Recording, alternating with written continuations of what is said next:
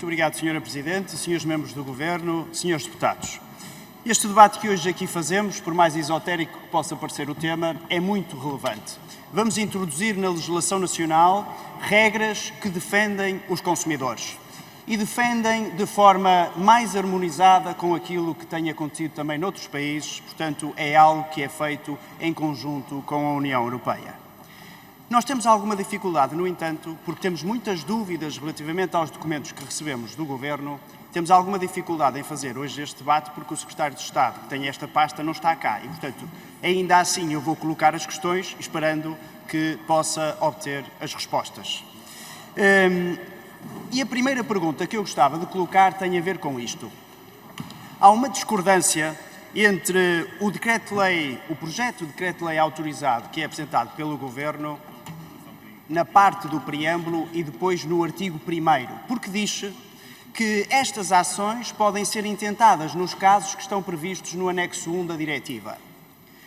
Isto é o que está escrito no artigo 1º do projeto de decreto-lei autorizado. No entanto, no preâmbulo diz que o objetivo é que possam ser intentadas as ações, não só nesses casos, mas também quando se viola demais legislação sobre o direito dos consumidores. E, portanto, há aqui algo que é dispar. E, portanto, isso é um lapso, vai ser corrigido. Qual é a nossa opinião sobre isso? Nós devemos permitir que o âmbito de aplicação deste decreto-lei que o Governo se propõe a aprovar com a autorização do Parlamento tenha o âmbito mais largo possível, precisamente para poder abranger outra legislação que não só aquelas situações que estão previstas no anexo 1 da diretiva e que o direito comunitário permite. Outra questão tem a ver com quem paga as indemnizações, isto é, se houver uma entidade que é condenada, quem fica responsável por distribuir o dinheiro das indemnizações. Não há nenhuma linha de orientação relativamente a isto, mas nós achamos, por exemplo, que sempre que for possível que a entidade que é condenada faça a distribuição em expensas próprias, deve ser essa entidade a fazer a distribuição. Imaginem um grande operador de distribuição de energia que é condenado por um motivo qualquer relacionado com a defesa de direitos do consumidor. Se ele puder fazer a distribuição, por que é que não há de ser ele a fazer a distribuição? E que papel tem a Direção-Geral do Consumidor, por exemplo, neste aspecto? Relativamente às entidades qualificadas, também não é suficientemente claro, por exemplo, a questão do pagamento de honorários, porque nós podemos levar essas entidades a um ponto tal que se torne desinteressante promoverem ações que defendem o interesse dos consumidores. E também temos aí algo a melhorar, julgo eu. Depois, a divulgação das sentenças.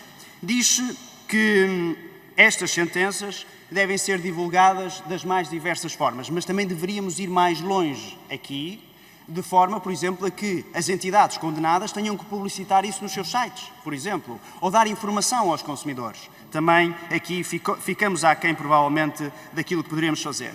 Depois, como sabemos que um ponto sensível desta legislação tem a ver com as operações de financiamento das entidades qualificadas que podem interpor as ações em nome dos consumidores, estas operações de financiamento são operações de crédito e aqui os reguladores, nomeadamente o Banco de Portugal, não é tido nem achado nestas operações de financiamento. Isto significa que qualquer pessoa pode financiar a interposição dessas ações por entidades qualificadas, sem regulação de nenhuma natureza?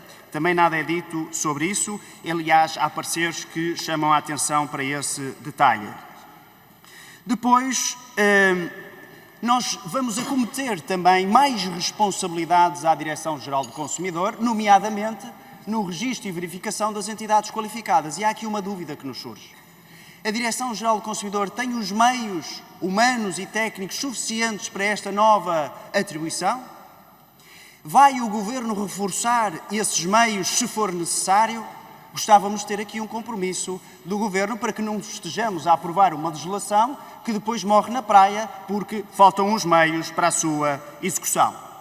O Governo também diz que no projeto de decreto-lei autorizado foram consultadas uma série de entidades, mas não fala nas autarquias. E as autarquias são uma das entidades que têm competências, nomeadamente como entidades qualificadas. Por que é que não foram ouvidas? Vão ser ouvidas? Vão ser envolvidas? Para já eram estas as questões que gostava de colocar e logo veremos o resto do debate. Obrigado.